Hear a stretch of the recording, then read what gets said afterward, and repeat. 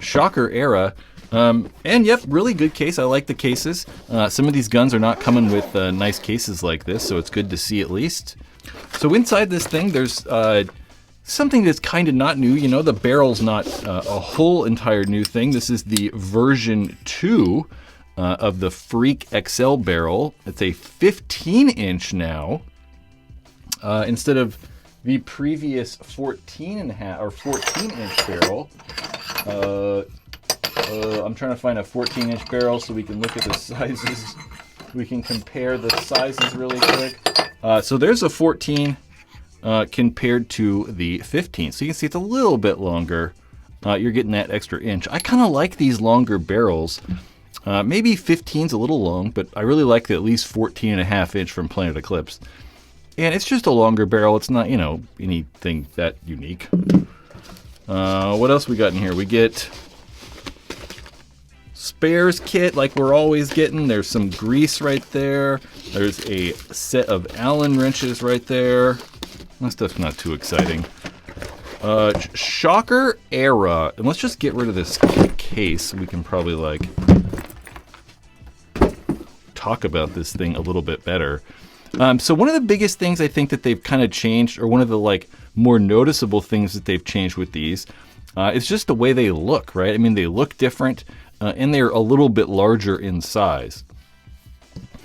So we can see, maybe you can tell that the foregrip is slightly larger, and then this back trigger frame is also a bit larger. One of the things I noticed right away picking it up that might not come up on camera that well, focus in the middle, as you can see, the grips are a little bit bulgy on the side, giving this trigger frame kind of that hourglass feel that we've seen maybe on the die frames before. And it's been quite a while since I've actually held an amp, and I don't believe that the amp's grips are like that. I think these are a little bit more protrudy on the sides, which actually make it fit in my hand quite a bit better, at least, than the amp or the XLS or that RSX before that even. And I like this. I think that the trigger frame feels really nice. I like those humps just because, yeah, it kind of fits in my hand well. And I really like these triggers too. This trigger still kind of has that blade style, but we're kind of getting a double trigger in there, which I like a lot. I find that those deuce triggers that kind of have that double trigger style, I just like the way they feel, and I can shoot them really easily. And this kind of has that as well. It feels really good. You can kind of probably hear, and it just like has a really good solid feel. I think that trigger feels considerably better than the previous guns. And then we have that foregrip, right? The foregrip's supposed to be bigger, but to me, I don't know, like maybe, I mean, it's barely bigger. It does, I guess it does feel a little bit larger, but it's not that big of a difference. I mean, I think one of the things that I was kind of disappointed with, let's try to zoom that in. One of the things that I'm kind of disappointed in is I thought these grips were going to be a lot softer, and they're not. They're just like, you know, hard plastic essentially.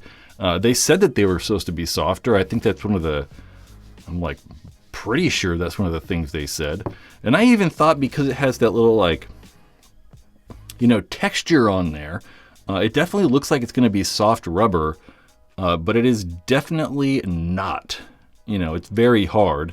But that also makes this front grip not move as easy. We can kind of see how it has that aluminum cutout right there. That aluminum cutout is going to be the same height as those grips.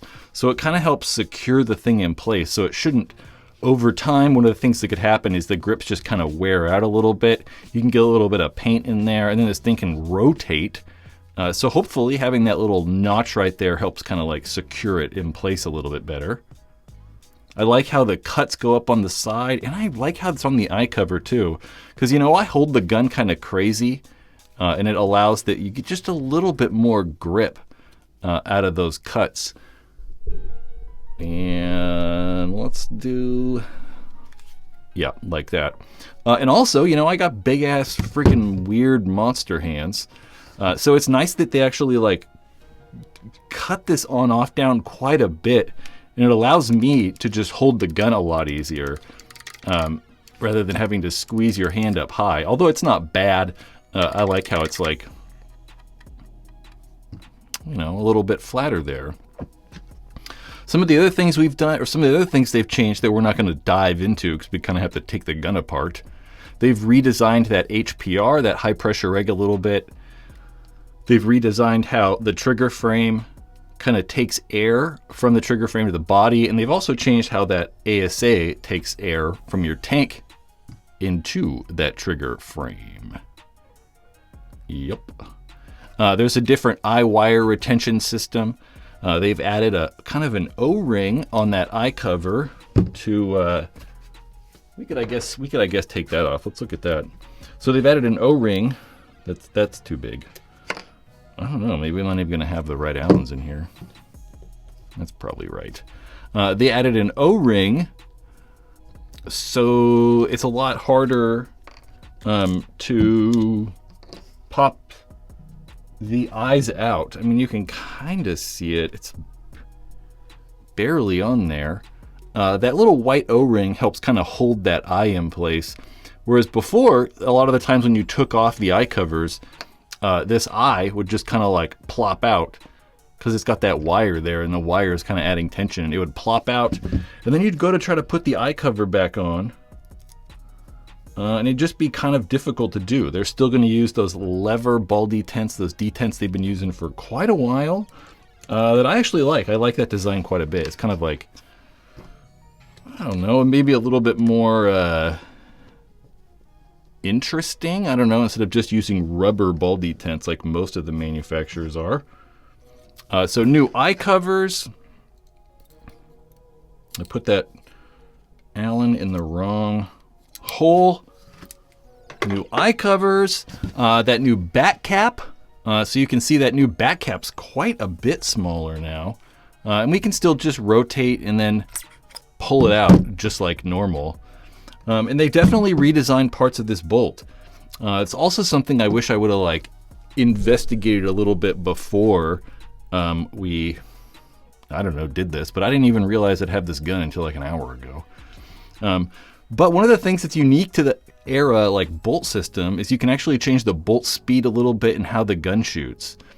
So by placing an O-ring right there, you can kind of see on that additional groove in the front, you can change the way the gun shoots. I'm not sure if that's going to make it increase bolt speed or lower bolt speed. I'm not really sure. I should have investigated. And I don't even remember what the previous, what the amp core looked like and what that drivetrain looked like.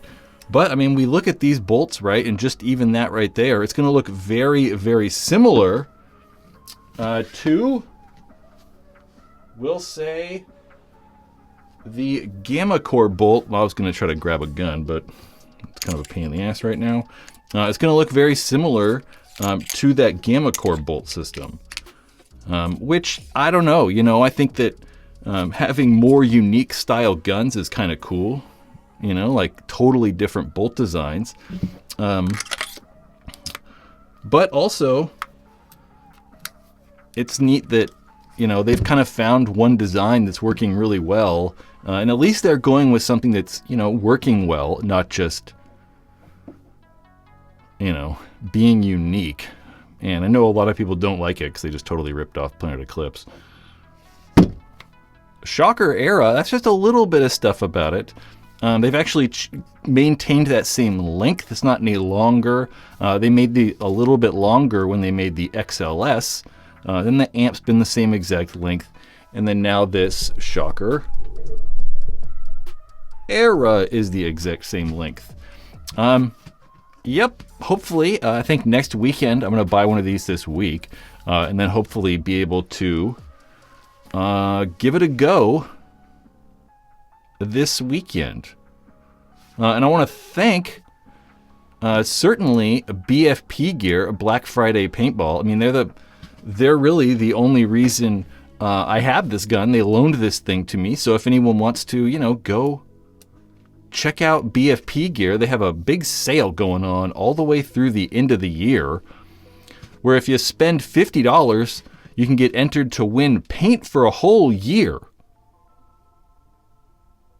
which is pretty crazy. So, I mean, it's 52 cases of paint, and I got some other cool giveaways, other cool things you can win through this holiday season. But without them, yeah, I just wouldn't have this gun. So, very much thankful that BFP Gear are here helping sponsor these videos in a way. I don't know who's got questions about this thing. We've got one in hand.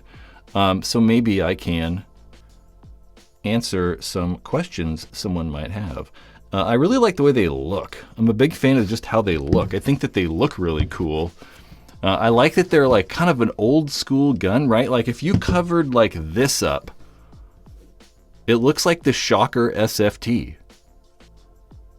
So I really like that. I like how they've kind of like made it look old school. And one of the things that I hope they do with this kind of like simple milling is I hope we see custom guns, right? You know, like AC Diesel are shooting this right now. So maybe next year we'll see some custom milled AC Diesel versions, or just other companies that are able to buy these and kind of make their own, like, we'll say versions of the Shocker era. Yeah. Someone said something about efficiency. I don't know. I am not sure. I imagine similar. You know, most of these guns are about the same. And I bet on a 77, you can probably get like 9 pods in a hopper. Or 10 pods in a hopper. It's probably somewhere around there. Sleepy Invader Z says, is it really that much better than the amp? Probably not. You know, I mean, it's not like a whole revolutionary new gun. I mean, you know, it looks very similar. You know, so it's not like a whole redesign. These are kind of just like, we'll say, refreshes to the gun, right? I mean, we saw the RSX, and then we've seen really kind of incremental changes all the way up until the Shocker era. So unless you're like a huge Shocker fan, I probably wouldn't sell your amp to buy one of these. It's probably going to be a good upgrade if you have like the XLS or something. But I wouldn't say it's probably going to be a dramatic difference between that and the XLS.